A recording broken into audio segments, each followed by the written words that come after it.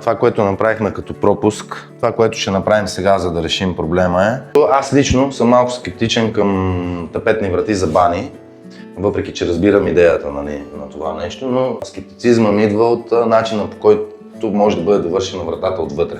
Както и да бъде довършена, тя не е водоустойчива, искам да наблегна на това нещо, така че стига ли директно вода до нея, това е проблем. В същото време тук може да видите изцяло черни плочки и черна мазилка, което се е получило добро съчетание.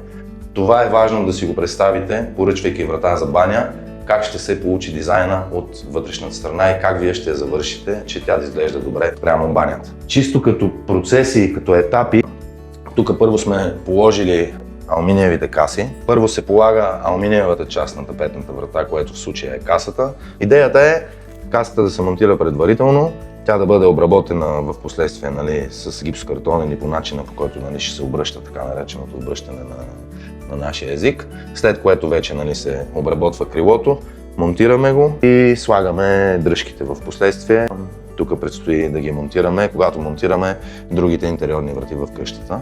Това, което пак имайки предвид, че ние изпълняваме един проект, който е изцяло по дизайн, но клиента променя периодично. Това, което направихме като пропуск е да боядисаме специално на тази тапетна врата касата в черно, защото се предполага, че в голяма част от случаите тя ще стои и отворена и тази каса е доста видима.